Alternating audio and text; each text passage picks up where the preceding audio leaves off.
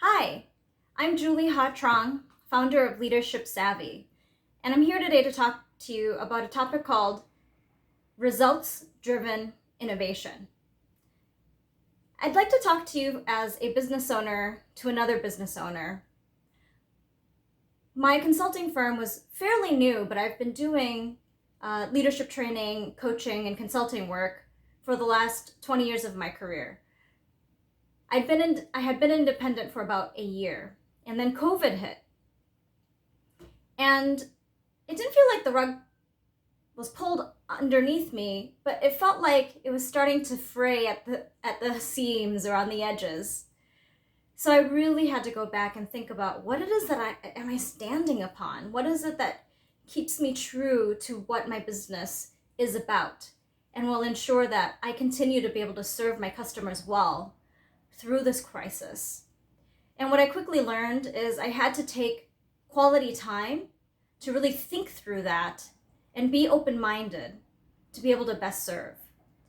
So I want to share with you a few things that I have been able to try myself and see some really interesting, new, fun results. I have landed a few great clients through this process, as well as connected with many other entrepreneurs, business owners, leaders of organizations who have had to make similar innovations through this unprecedented period. The three things that really worked for me was to take time to go back to what my true passions were. What type of services, what type of work did I want to do to be able to really be motivated every day to wake up and do this work?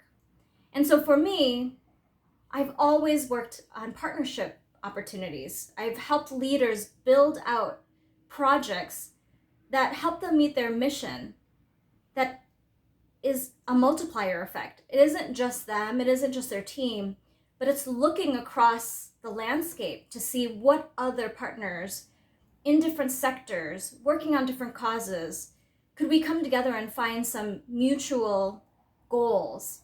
And suddenly, our results would be magnified. I call it the ripple effect.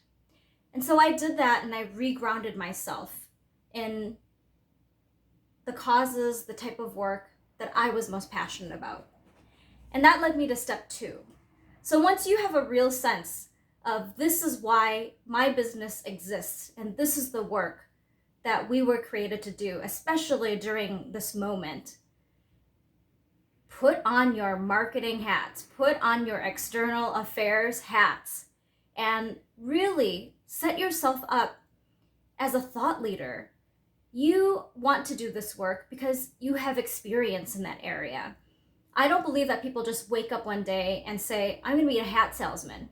I believe that they grew up wearing hats. They saw their previous generation, their father, their mother, their grandpa, or there was maybe a hat gifted to them that had an important meaning to them. So dig deep into why this work is really important to you.